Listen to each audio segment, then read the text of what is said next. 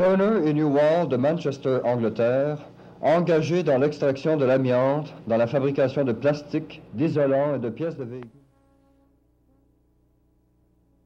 Installations à travers le monde, dont au Canada, Atlas Asbestos, Bell Asbestos, Casiar Asbestos et Cork Manufacturing. Nous ne connaissons pas la rentabilité économique de ces filiales, parce que les lois canadiennes n'obligent pas les compagnies, dites privées, à dévoiler leur chiffre d'affaires au public. Cependant, l'actif de Turner et Newall pour 1971 se chiffrait à 347,4 millions de dollars canadiens. Le Québec, à lui seul, produit environ 35% de la production mondiale d'amiante. 98% de ce gigantesque capital minier est acheminé directement à l'étranger pour être travaillé. Le Canada doit donc importer d'ailleurs sa propre amiante manufacturée. La vie économique des travailleurs de l'amiante du Québec et de la population en général dépend entièrement du capital étranger et la santé de milliers de Québécois en dépend aussi. C'est en effet à l'amiantos que nous attribuons des centaines de morts.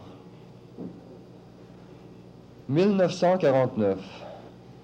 Au terme de près de 5 mois de grève, 5000 mineurs devaient rentrer au travail, sans avoir apparemment gagné beaucoup.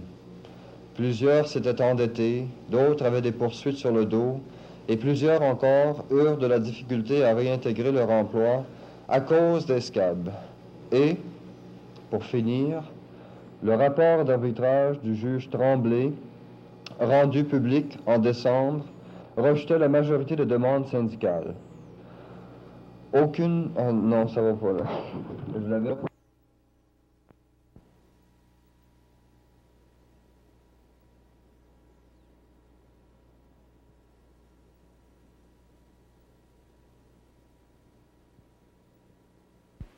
Voici ma demande, M. Roger Lapierre. Monsieur, tel que demandé dans votre lettre du 29 septembre dernier, nous vous faisons parvenir une copie du rapport de l'autopsie de M. Philippe Gagnon. Et voici le rapport de l'autopsie. Et où? Alors ça, les gens devraient, c'est-à-dire la famille éprouvée, devra s'en rendre compte au cas où l'employeur tenterait de vouloir passer un Québec, qu'on appelle, en disant, ben il n'est pas mort de ça, il est mort de d'autres choses. Alors, avec un rapport d'autopsie, eh bien, coudonc, étant donné que c'est une maladie industrielle reconnue, à ce moment donné-là, la veuve peut recevoir des allocations. Le rapport d'autopsie sur Philippe Gagnon, il stipule quoi au juste? Oh, il stipule... un instant, je vais vous dire ça. Je ne peux pas tout vous donner en détail, mais disons que la cause du décès, c'est une pneumonie épithélioma bronchique envahissante et métastatique amiantose importante. Alors, ça, c'est l'examen, c'est-à-dire la cause du décès même. Alors, si on va au poumon, on voit que c'est encore l'amiantose qui en est la cause du décès. À un moment donné, il vient me voir en bas. Il dit là, il dit mon affaire, il dit remplir. Je dis c'est quelque qui ne marche pas. Disons que le gars, il avait le cache au bout des lèvres, tu sais. Il voulait me dire quelque chose, mais on avait dit qu'il hésitait. Oh, il est resté un bon 20 minutes, là, à chercher un moyen pour m'expliquer, dans le sens de me faire comprendre qu'est-ce que c'est qu'il y avait qui ne marchait pas. Ben, je dis, rouvre-toi, Philippe, si c'est le gars qui ne marche pas, si je peux t'aider, on va le faire. Fait qu'à un moment donné, il se lève, bon, ben, c'est correct, Roger, il dit, on se reverra. Et d'abord, il dit, je rentre à l'hôpital à soir. Alors là, il est rentré à l'hôpital, on s'est laissé, puis disons qu'il a été quoi? 4-5 jours à l'hôpital, parce que la mort a fait son œuvre. Même après le décès de Philippe, comme voisin, puis comme ami, je me suis mis dans la tête de fighter jusqu'au bout, puis j'imagine qu'on va avoir gain de cause là-dedans. Parce que c'est une maladie reconnue par la Commission des accidents de travail, puis on n'a pas raison d'arriver, laisser l'employeur tuer les ouvriers sur la job, puis pas s'en occuper. Je demeure à l'appartement 3, Philippe demeure au-dessus de chez moi. Il y avait des soirs qui rentraient, là, pour rendre le côté du côté, là, comme quoi que ça peut être pénible, là, la madame Gagnon, elle l'attendait. Hein? Dans le chaussée, elle le regardait arriver, tout ça. Là, elle se demandait toujours s'il était pour écraser ou bien non, s'il était pour se rendre à la porte. Finalement, il venait à bout de se rendre à la porte. Là, il s'en allait se diriger vers la cuisine en arrière. Ben là, assez oppressé, là, bouché, là, il n'est pas capable de se coucher, hein. Là, il s'assoyait au bout de la table, les deux mains comme ça, là, la tête entre les deux mains, puis là, il hurlait, puis ça faisait comme ça, là. Je vais mourir! Je vais mourir! Puis là-dessus, Mme Gagnon est là, puis je certifie, puis je prends Dieu en témoin qu'il n'y a rien de mensonger à ça. C'est la pure et simple vérité, je vous le jure, moi, là. Moi, je demeure en bas de Philippe, en bas de chez nous, chez Mme Michaud. Il attendait la même chose, à crier « je vais mourir ». Assez souvent, Mme Gagnon, même à 2 reprises, je crois qu'elle est obligée d'appeler la police. Ah, ben Seigneur, là, je me relève. Réveille-Anne. Ah, c'est correct, je me lève tranquille. Là, au moins, je sais qu'il est correct. Tout d'un coup, whoop, je me relève tranquillement. Je regarde, il grouille pas, tu ne l'entends pas, faut que j'y aille toucher. Une bonne fois, je vais aller y toucher, puis pour moi, il va t'avoir une maudite peur de ma vie. Parce que je te garantis, quand il grouille pas, là, il y a quelque chose qui n'est pas normal. Parce qu'il passe son temps à tousser, à voler, pas à cracher. Fait qu'imagine-toi qu'il a juste 41 ans. À 50 ans, qu'est-ce qu'il va faire? Il va faire comme d'autres, d'une chaise roulante, ou bien non paralysé, ou bien non... Là, ils vont lui donner son 100% d'invalidité. À part de ça sera toujours un gros zéro, puis ça restera toujours un gros zéro. La première fois, tu t'en souviens quand j'ai dit j'ai de la mienne. Ça, c'était avant de passer à Saint-Joseph-de-Rosemont. J'avais été... La première année que j'étais à Saint-Joseph-de-Rosemont, ils m'ont passé un test, ils m'ont dit t'as rien. Ouais, puis l'ingénieur, pas l'ingénieur, comment t'appelles ça, le type là, qui fait marcher les machines, je ne me souviens pas de ce nom-là, en tout cas, c'est comme un... Le gars qui fait passer les tests, il s'occupe des machines. Je ne me souviens pas du nom de ça. Il dit, je demande, j'en ai dit, il dit, ça a l'air à ça que t'as de la mienne. Fait que ils ont dit, Landry est venu me voir dans ma chambre, tu sais. Il dit, on va attendre l'année prochaine, ça vaut pas la peine, tu m'as passé. On a passé. Ouais. Fait que l'année suivante, quand j'ai passé, j'avais 50%. À 50%, mon vieux, mais là, j'ai pris le bord de la porte. J'ai même pas voulu rester à 1 heure de plus. Il y a un médecin qui te dit que ça se pouvait pas que dans un an à l'autre, que tu pognes 50%. C'est impossible. Il dit ça dure depuis longue date parce qu'il dit qu'il n'y a aucun employé qui va pogner 50% dans une compagnie dans les ans. C'est impossible. C'est impossible. Il faut hey. Puis c'est un grand spécialiste, c'est de l'hôpital Maisonneuve. Pas Maisonneuve, Hôtel-Dieu, m'a dit son nom, c'est le docteur Bertrand. Après ça, il était voir Rastigui, puis c'était la même affaire pour Rastigui. J'ai demandé, mais je n'avais pas dit à Rastigui, j'ai dit comment c'est d'après vous que j'ai? Il dit j'enverrai le rapport à ton médecin, parce qu'ils ne veulent pas le dire, tu sais. J'ai dit à peu près, disons, il dit que tu avais classé à 50, j'ai dit oui, mais il dit ça allait évoluer. Là, j'avais demandé si je pouvais travailler. Il dit, dans les conditions physiques que tu es là, mon vieux, il dit, pense-y plus. Il dit, je ne pourrais plus jamais travailler de ta vie.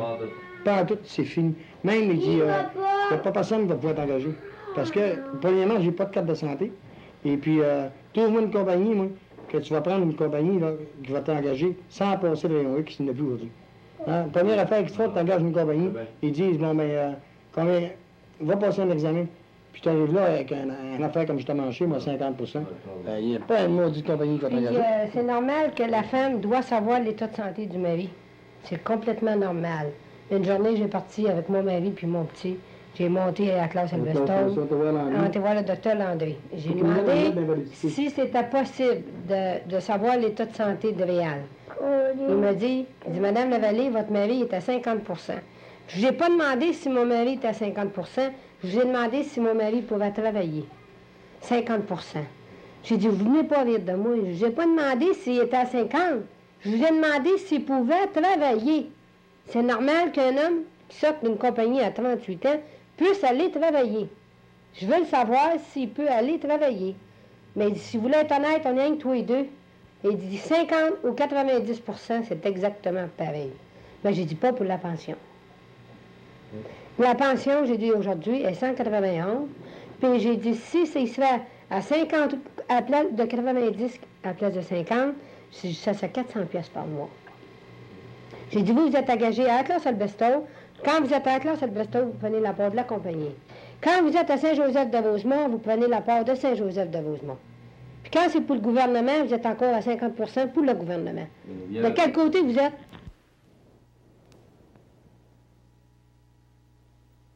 Puis change au départ. qu'il n'y a pas de guérison pour ça. Une fois que le type a ça, il reste avec le restant de sa vie. D'abord, la poussière, comme ça m'a déjà été expliqué pour le silicose, puis l'amiantose, c'est dans le même... Dans la même chose, comme on pourrait dire. Un, c'est la poussière de roche, l'autre, c'est la poussière du fibre. Mais ça rentre dans les poumons, puis les poumons, on devrait examiner à un moment donné un arbre, on voit les racines. Puis les racines, ça va des grosses racines, des petites racines en allant plus petit en plus petit. Mais la poussière descend dans les petites racines pour commencer.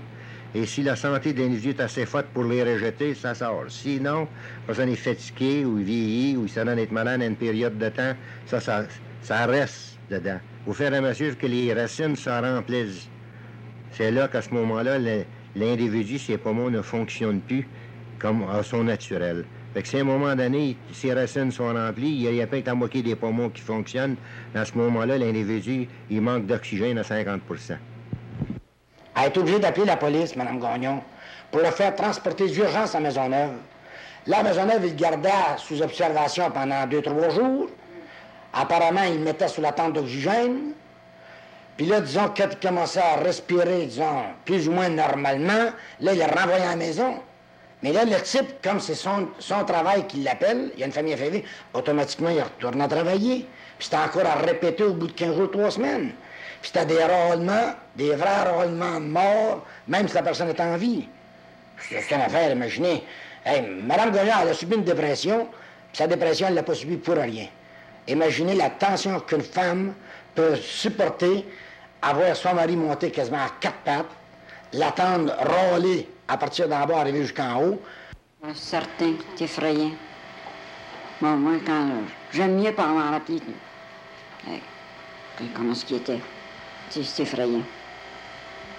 Il y a un proverbe qui dit « Quand tu vis, t'es un héros, puis quand tu meurs, t'es un zéro. » Ben, les employeurs, c'est ça qu'ils ont dans la tête, eux autres. C'est tout ce qu'ils veulent savoir, eux autres.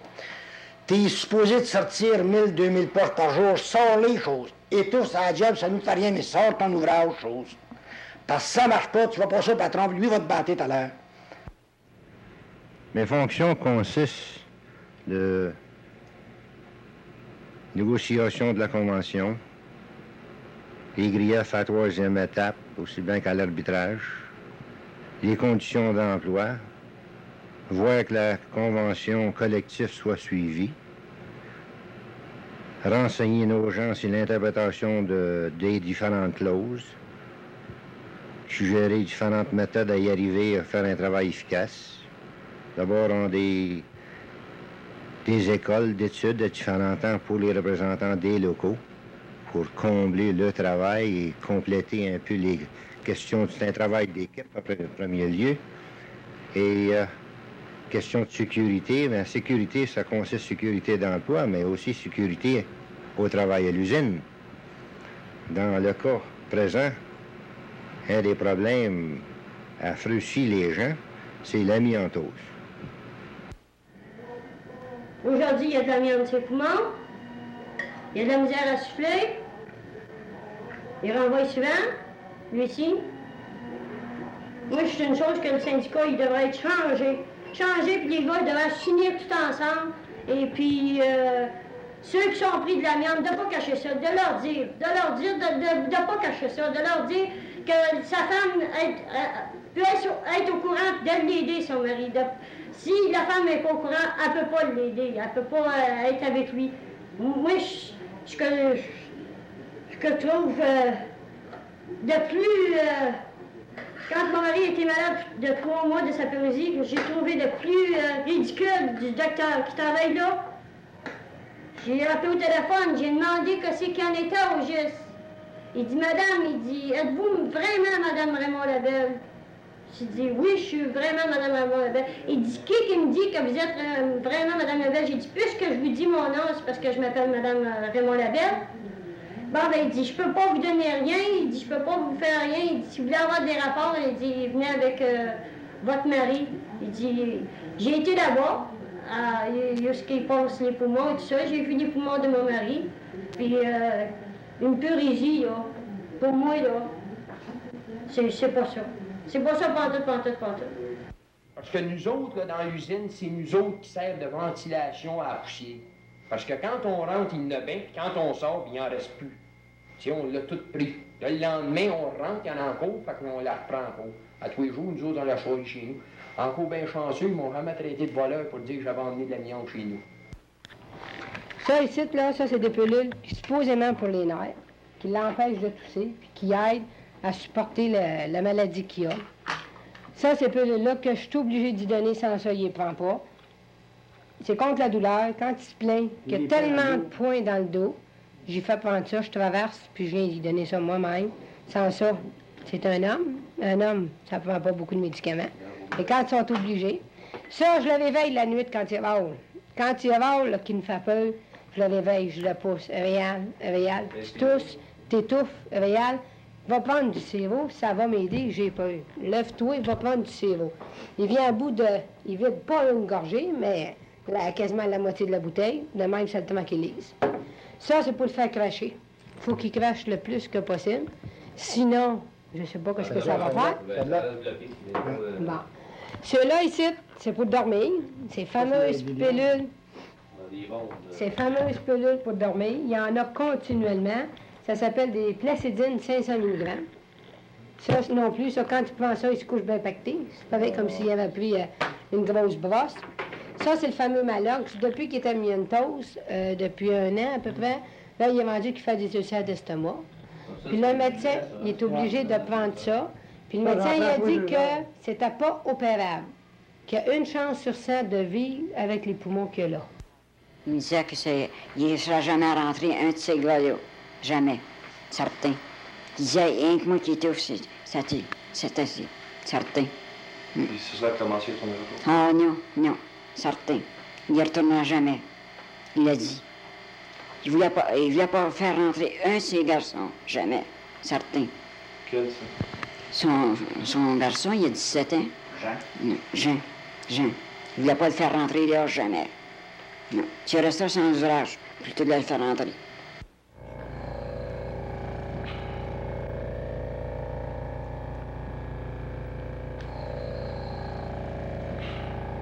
Tu ça sort par ici. Non, tu respires là. Tu le pousses. Ça, quand je respire, ça rentre, me rentre dans les poumons. Puis quand je le pousse, ça sort. Ben oui, ça nettoie les poumons. Il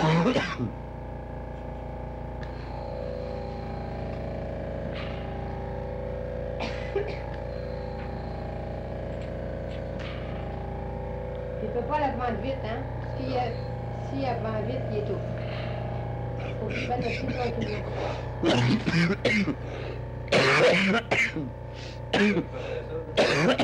Ouais. Après ça se place quand il est fini, là.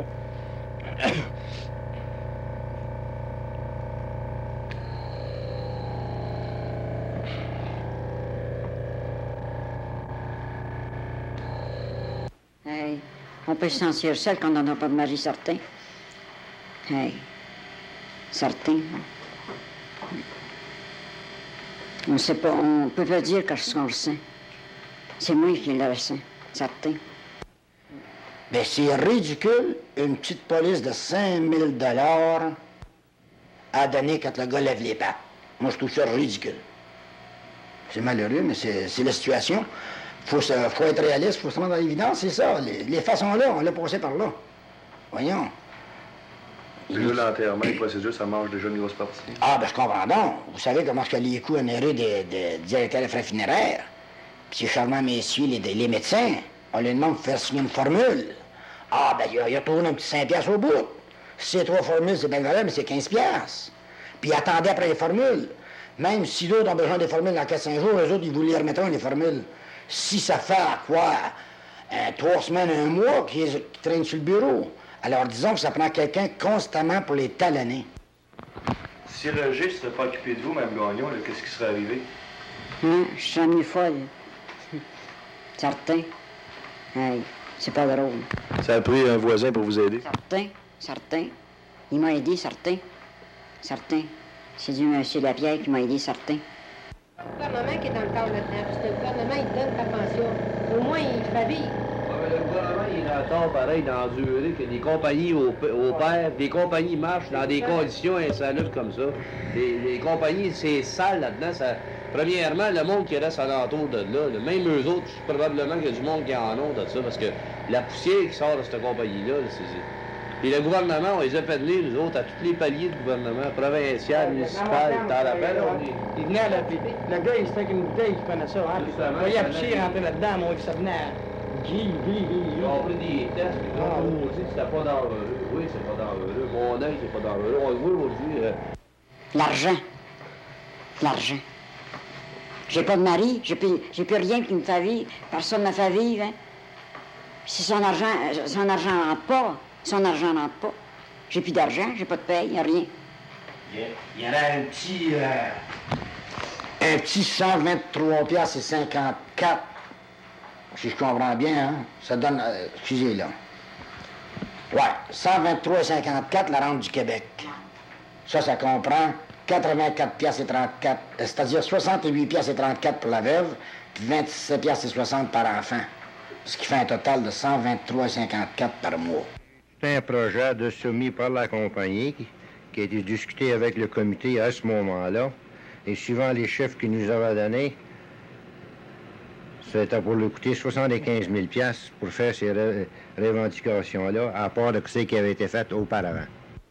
Mais j'imagine que les gars vont en prendre conscience, puis qu'ils vont agir, ils vont faire quelque chose là-dessus, parce que c'est un non-sens. Ils peuvent se dépenser des milliers de dollars en salaire, même des millions, si vous voulez. Quand on ne dépense pas une scène pour améliorer la santé des employés, mais là, je constate que c'est ridicule.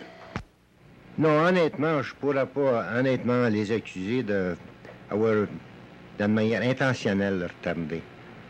Mais il y avait peut-être d'autres projets qui pressaient plus. D'abord, on était au courant qu'on sait qu'il était après à construire à Vancouver un allonge où la bâtisse est là, mais apparemment de la machinerie.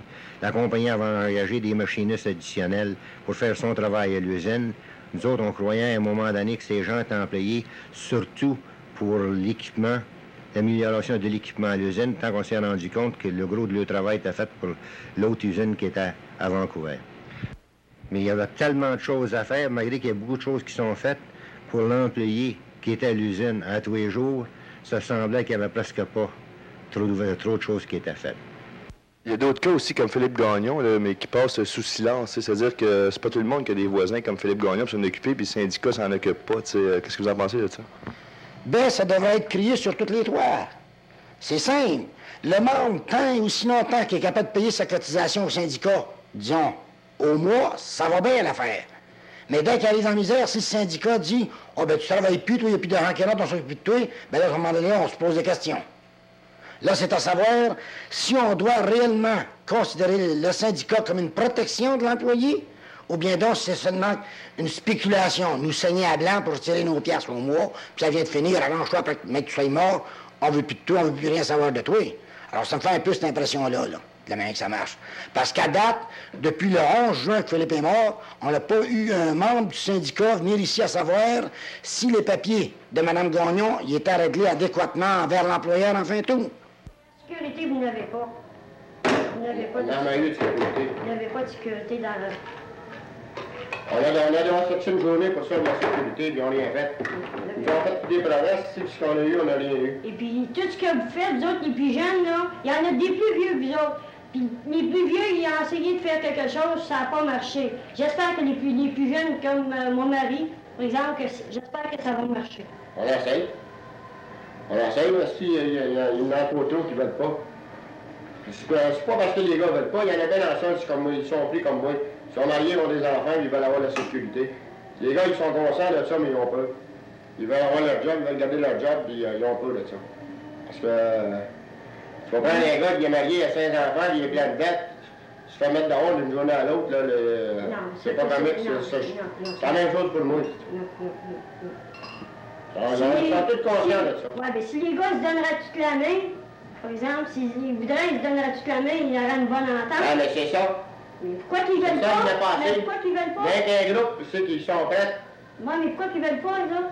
C'est parce que je te l'ai dit, ils ont peur. Ils ont peur de quoi? Ils ont peur de perdre leur job, ils ont peur de perdre le salaire, ils ont peur de perdre une journée de salaire. Ben oui, mais quand... Ils perdent une journée de salaire, quand le gars, il a travaillé, là, sa journée, il a travaillé toute la semaine, et puis il a fait bien comme il faut toute la semaine dans son ouvrage à ça, puisqu'il travaille à la classe, il n'a pas besoin d'avoir peur, le gars. S'il est correct dans son ouvrage, et puis... Ben oui, mais c'est justement... Se tenir, là, pour avoir de quoi à shop, il faut se tenir toute la gang. Toute la maudite gang. S'il y en a qu'un groupe, là, c'est pas bon. Il faut se tenir toute la gang. Les gars, ils ont peur, justement, je te dis, ils ont peur, les gars. Il y en a qu'un groupe, ils ont pas peur. Les gars, ils sont prêts, mais tout seul, tu fais pas une affaire tout seul. Faut que tu sois en groupe, ou ben non, il n'y a rien qui va arriver. Ah, ben, il y a de quoi dans le syndicat qui ne marche pas. Ben, ça, on le sait, ça. Il y a de quoi dans le syndicat, il y a trop de gars dans le syndicat qui se connaissent ensemble. Il faudrait peut-être changer tout ce syndicat-là, puis en faire tout un nœud.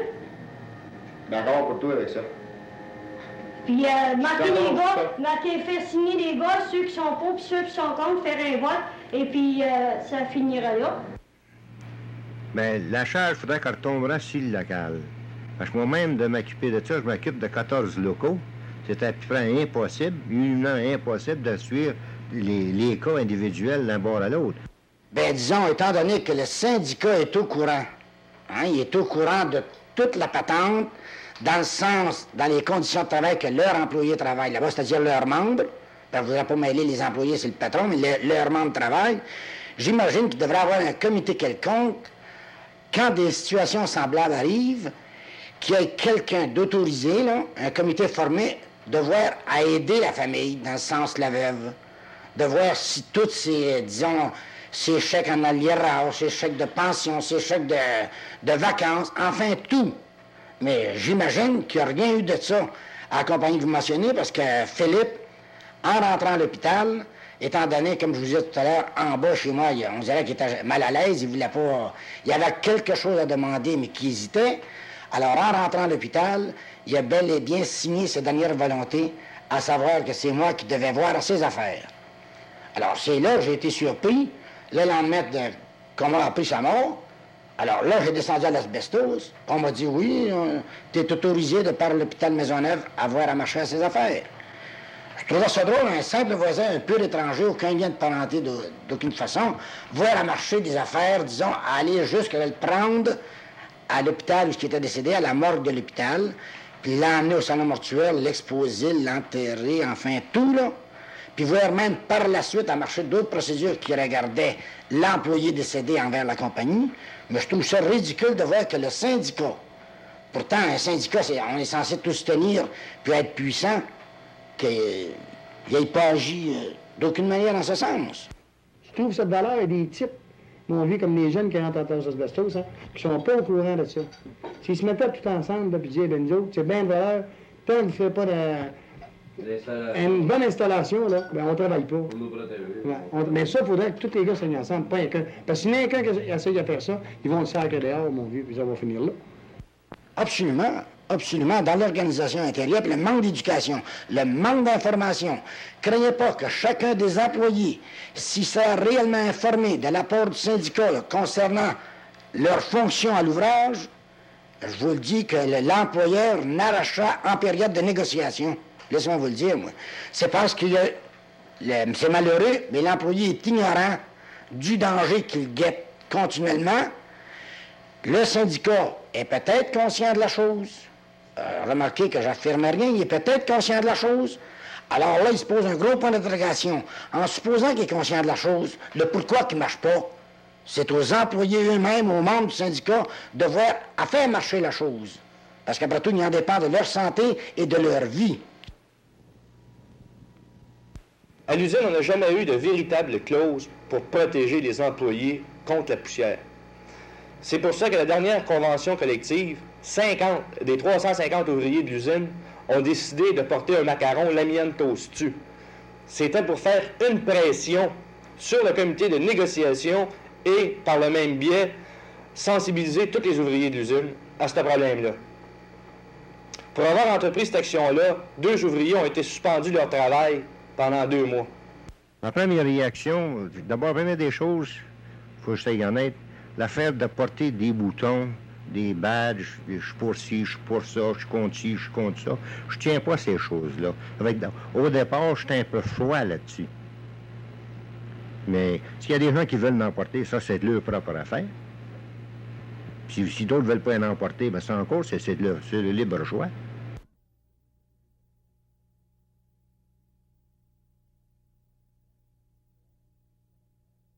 Celle de publier un journal.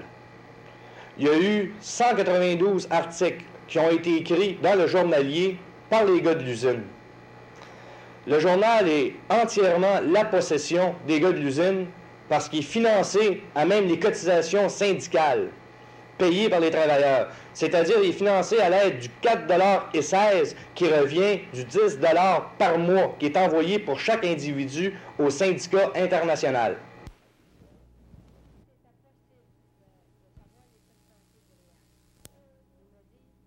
Là, c'est un syndicat d'affaires. Et puis,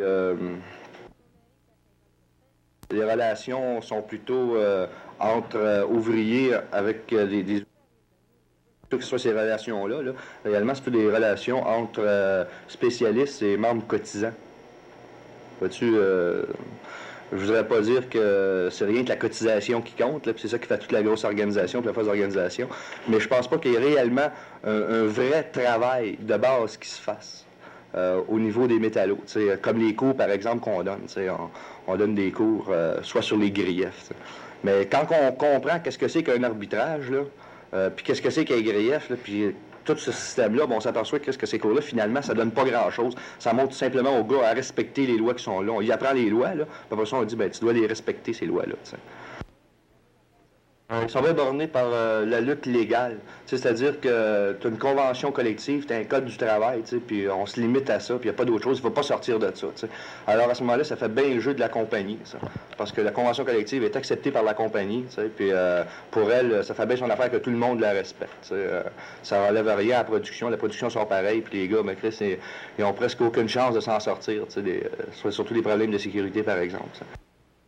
Maintenant, la réaction de la compagnie face au port du macaron, le miel toastu, c'est pas limité à menacer les employés de les suspendre s'ils continuent à porter le macaron, mais le médecin payé par la compagnie, le médecin de l'usine, était de la partie, lui, en refusant de soigner les employés qui portaient le macaron, le miel toastu. L'explication qui m'a été donnée par le gérant du personnel, que le médecin de la compagnie, je vais faire une correction. Gérant du personnel ou M. Todd, me semble que c'est M. Todd plutôt qui a dit ça. Que le médecin, c'est un médecin qui a fait un certain travail, puis il est considéré comme un spécialiste dans le domaine. Puis que lui, quand il a vu le macaron, l'a mis en dessus, il a pris ça comme une attaque personnelle. C'est malheureux qu'il ait fait ça de cette façon-là, mais après tout, des êtres humains, des fois, font des énormes erreurs, puis c'est ça qui a causé un problème, malgré qu'il a fini par soigner l'individu. Non, même au contraire, il n'a pas soigné. C'est arrivé à 2 reprises que le même individu est rentré dans son bureau. Puis, tout juste vers la fin de la suspension de 2 mois que le bonhomme avait eu à cause du macaron, là, il était voir le médecin, puis le médecin encore le revirait de bord parce qu'il avait son macaron. Ça, c'est dans un intervalle d'à peu près 1 mois et demi. Fait qu'à ce moment-là, le médecin, je veux dire, a eu le temps de se refroidir. Et puis, c'est pas ce qui est arrivé, en fait. Ben écoute, là, moi, je peux pas le mastiner. Moi, il m'avait été dit que le médecin l'avait traité une couple d'heures après. À raison ou à tort, là, moi, c'est ce qui m'avait été dit. À ce moment-là, ça se peut que la compagnie puisse nous passer des petites menteries. Ben écoute, là, moi, c'est ça qui m'a été dit. Moi, j'ai pris pour acquis que l'affaire était réglée. J'ai dit, c'est le coup, le médecin a réagi, il s'est refroidi, ils ont parlé, une couple d'heures après, il a soigné le gars. Le journal, t'as parlé. Oui. Ça, c'est le journal, là. Oui. Le vol 2, numéro 11. L'an dernier, ça finit au mois de novembre 1970. Là, j'ai été élu président de notre local. J'affirmais dans le journalier que ce contrat serait le plus beau que nous avons jamais négocié. Aujourd'hui, je réaffirme avec la plus grande force ces mêmes propos. Vous saurez m'en donner des nouvelles. C'est signé Mario Gauthier. Des petites nouvelles pour lui. Oui, mais il y en a un autre contrat qui vient d'être signé, là. Ah, mais c'est ça-là, là. C'est celui qui disait, là, même notre président, hein, c'est la négociation, on dit qu'on est un syndicat. Même le président, pendant les négociations, il était suivi des coups.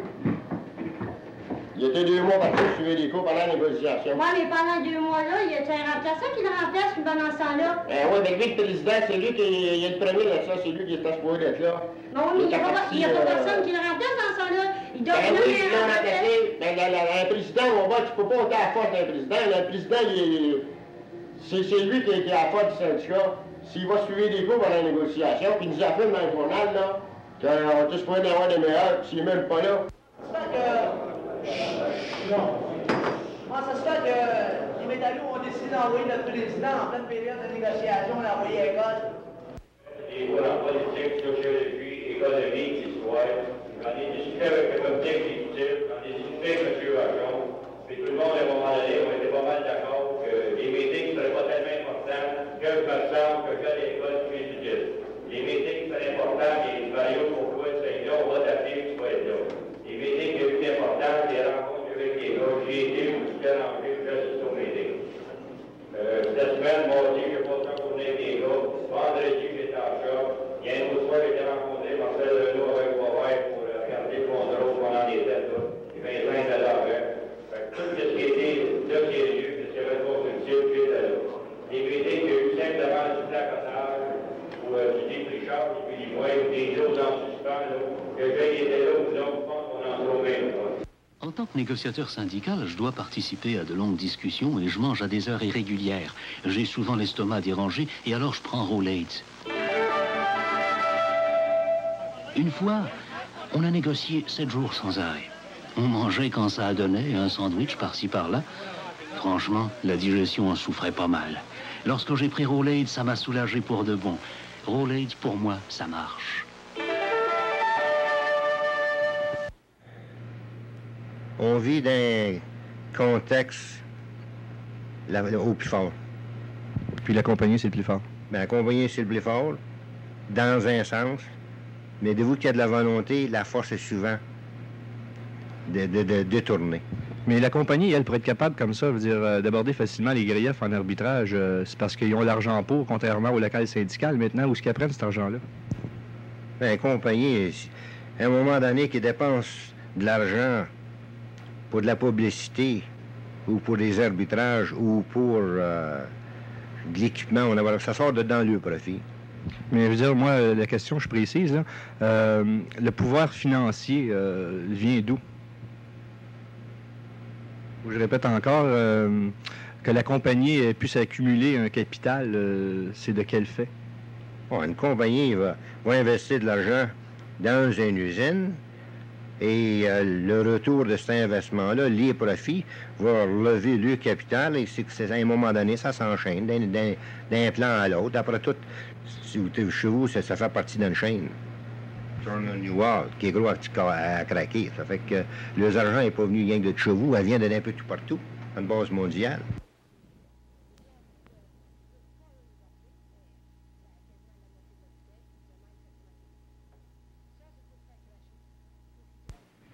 Mais il y a une certaine justice qui se fait. Ça, il n'y a pas à sortir de là. On a gagné des cas, nous autres, à des moments d'année, jusqu'à combien est obligé de payer des fois en salaire 10, 12, 15 000 piastres de salaire, ce genre de choses-là. On en a vu différentes sortes.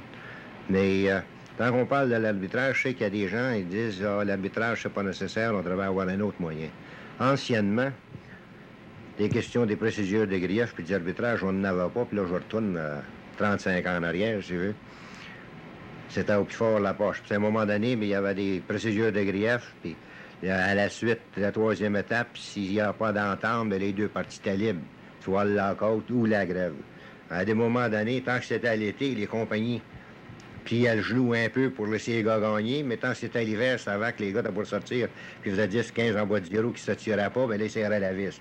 Fait qu'à un moment donné, c'était pas vraiment la manière. Depuis un nombre d'années, dans la convention, puis ça existe depuis plusieurs années, là, on a une procédure de vous qu'on va à l'arbitraire, puis la décision est obligatoire, c'est parti. Donc, c'est éviter ce genre de conflit, où quand on aurait pu se trouver une journée en grève pour dans un cas, le régler, puis 3 jours après se trouver dans une grève dans un autre cas, pour un congédiement, puis peut-être bien passer 3 mois en grève à ce moment-là.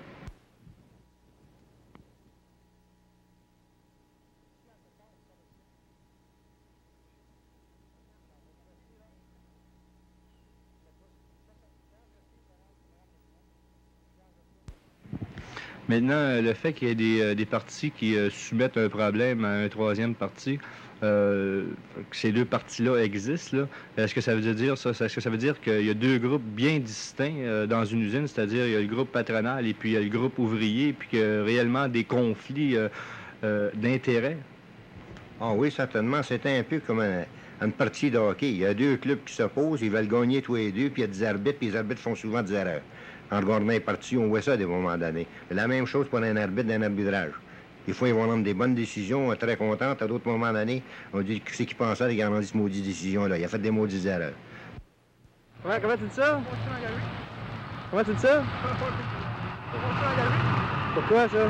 Ah, pour le macaron? Pour le macaron? Ben, rapproche un peu.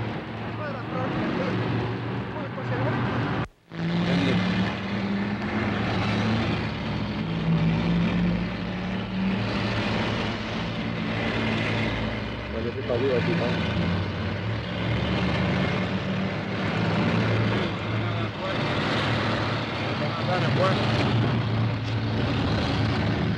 Les représentants de quelle compagnie? Non, pas de représentants. Il n'y a pas de représentants, t'as vu? Vous comprenez où? Qu'est-ce que vous faites? Vous posez la main? Ah, il a posé, on a le droit. On doit le poser tout ce qu'on veut dans la ville de Montréal. Ah ouais. Hein? Est-ce que vous êtes employé de la Torche de Stone? Non. Ah bon, le gardien là-bas, quoi? Ouais. Et on vous a défendu, on vous a dit... Pour vous laisser rentrer sur le plan, qui ne pas faire. On va laisser rentrer sur le plan, on aura tout à droite. Est-ce qu'on a le droit sur le trottoir? Avec connaissance, tout à droite, c'est pas défendu à personne. On a le droit sur le trottoir, oui. Ah ouais. Tu m'as pas fait, Jerry? Ouais, oui, on fait longtemps qu'on l'a pris. Ouais. Ah ouais. Ça vous fait rien, ça? Pardon? Ça vous fait rien, ça, vous, comprenez pas de train? Le mien, oh non. C'est parfait. OK. Maintenant, on sait qu'il n'y a pas une lutte qui se fait sans qu'il y ait de répression. Puis la répression à l'usine, comme Atlas Asbestos, on l'a ressenti, disons, depuis près de 2 ans. Là, on s'aperçoit que la compagnie elle en fait systématiquement de la répression. Des suspensions, des congédiements pour des revendications. Des bonhommes qui font des revendications, crissent les conditions de travail, puis se font mettre dehors. Ça venait de la répression. T'sais, le gars se retrouve dans la rue, crisse pas une scène, rien. Puis souvent, il y a une famille où les enfants faire vivre.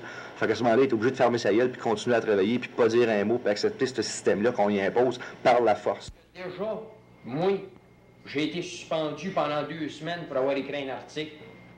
Naturellement, des pères de famille pareils comme moi. Comme moi, j'ai 2 enfants, mais les autres en ont quoi? Ils en ont 5, ils en ont 4. Naturellement, ils sont peureux d'écrire dans leur journal, écrire un article quand la compagnie, ils savent qu'ils peuvent les suspendre. Le journal, vous savez, on avait fait 10 numéros déjà de parution, puis c'est un journal pas mal revendicateur, puis il y avait beaucoup de participation de la part des gars dans l'usine au niveau de la rédaction. T'sais. Et puis cette participation-là, ça en allait toujours à s'accentuant. Et puis on a eu une sortie, un walk-out qui a été fait au mois d'avril, et puis le journal n'était pas étranger à ce walk-out-là. C'est-à-dire même qu'il était assez près de ça. C'est-à-dire que... disons que c'est ça qui aurait peut-être, ça c'est difficile à déterminer, là, mais c'est ça qui aurait peut-être, si tu veux, apporté une certaine prise de conscience. T'sais. Puis si les gars se retrouvaient dans la rue à un moment donné puis ils ne voulaient plus travailler à cause des conditions de travail, ben c'est parce qu'ils savaient les conditions de travail qui existaient actuellement. T'sais. Puis s'ils savaient, ben c'est à cause du journal, c'est à cause de l'information qu'il y avait. D'ailleurs, c'est tellement vrai, ça, là, qu'on s'en aperçoit quand la compagnie se met à écrire des lettres aux employés. Ça n'a jamais fait ça. Maintenant, commencer à le faire, écrire des lettres aux employés pour dire, ben on va faire de l'amélioration dans tel département ou on va faire telle amélioration, et patati et patata. T'sais. Ils s'aperçoivent que c'est un bon moyen de communication avec les employés. J'ai eu, il n'y a pas tellement longtemps pour ça, l'expérience de passer à 2 procès d'arbitrage. Le premier, lui, pour une journée de suspension qu'on m'avait donnée, supposément pour avoir quitté mon poste de travail sans autorisation puis en avoir abusé, parce qu'un gars s'avance une quinzaine de pas en avant de lui pour regarder un horloge. C'est un gars qui n'est jamais sur son ouvrage puis qui a abusé d'avoir quitté son poste de travail puis qu'il n'y a pas personne qui lui a donné la permission. Alors, à ce moment-là, ce qui est arrivé, c'est qu'on m'a donné une journée de suspension. Naturellement, j'ai fait un grief. Ça a passé en arbitrage, mais vu que ça a passé en arbitrage, puis que c'était une gang de crosseurs qui était contre moi, puis qui ont été fouillés dans mon dossier, parce qu'ils ont l'habitude de faire ça, ils fouillent dans le dossier d'un gars pour prendre tout ce que c'est qu'ils peuvent prendre contre lui. Puis à ce moment-là, ils peuvent l'assommer comme ils veulent devant le juge. Fait que là, ce qui est arrivé, eux autres, ils ont pris ce qu'ils pouvaient, Puis à un moment donné, ça a passé au procès. Et puis, après une déclaration fausse, sous serment pour ça, alors à ce moment-là, moi, je me suis trouvé, un doigt dans l'œil, puis l'autre dans ouais. Ça fait que moi, j'ai perdu ma cause. Fait que là, à ce moment-là, moi, ce qui me restait à faire, vu que dans notre compagnie, nous autres, c'est-à-dire dans le local des ouvriers, des travailleurs de la compagnie, nous autres, on a un journal que c'est nous autres mêmes qui payent pour, tous les employés à l'achat, que ça fait partie du local et non pas de la compagnie, elle n'a pas d'affaire à crisser son nez là-dedans. C'est nous autres mêmes qui le payent, ce journal-là. Moi, j'ai pris ce journal-là pour écrire un article, pour faire valoir mon idée, puis pour montrer aux autres en même temps de faire attention si parfois que ça leur arrive, eux autres aussi, de se produire en arbitrage, de faire attention de ne pas se faire fourrer pareil comme moi. Parce que moi, ils m'ont fourré royalement. Ça fait qu'à ce moment-là, vu que j'ai écrit un article dans le journal, puis que considérément, d'après la compagnie, là, c'était un article libelleux puis diffamatoire. Moi, je disais rien que la vérité. Alors, à ce moment-là, eux autres se sont permis là, de me suspendre pendant 2 semaines de temps. Parce que là, eux autres, là, par ça, là, vu qu'ils me suspendaient, moi, là, eux autres figuraient que ça, ça ferait peur aux autres employés, qu'à ce moment-là, il y en aurait moins qui écriraient dans le journal. Fait que là, eux autres, en ayant moins, il y aurait moins de choses qui se diraient, disons, contre la compagnie. Fait que là, eux autres ont profité de l'occasion là, pour me suspendre pendant 2 semaines. En arbitrage, on a démontré clairement que le contremaître était effectivement parjuré. Maintenant, la décision arbitrale à ce moment-là de l'IP, c'était qu'on ne pouvait pas revenir sur un autre arbitrage parce que le Code du travail ne le permettait pas, parce que la décision d'un arbitre est finale et lie les parties. Alors, il n'y a pas d'appel en arbitrage. L'IP, c'est qui, ça? L'IP, c'est l'arbitre, c'est un juge de la Cour provinciale, et puis c'est lui qui agissait comme arbitre dans le procès du journalier.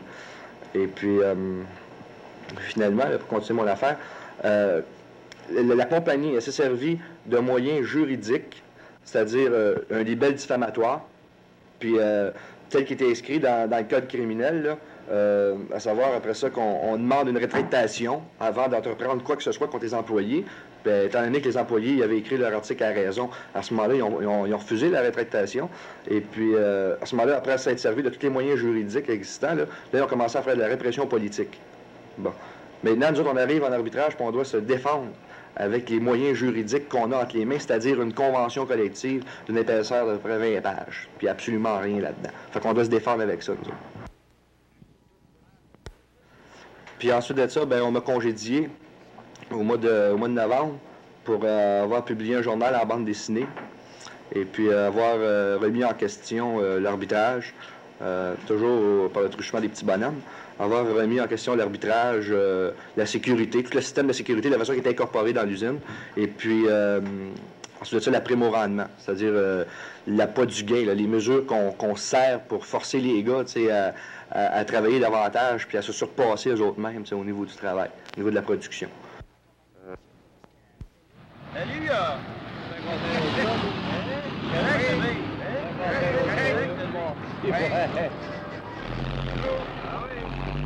Qu'est-ce que vous pensez de ça, vous autres, la viande d'os? Oui. Qu'est-ce qu'on pense de la viande d'os? Ouais. Attends, qu'on l'a, après ça, on le dira. Oui. Ouais, vous n'avez pas encore? On n'a pas encore. Pensez-vous que vous allez en avoir un jour? Bon, je sais pas, ça se peut. Ouais. Ça se peut, la paix, là, pas mal jaune. Ouais.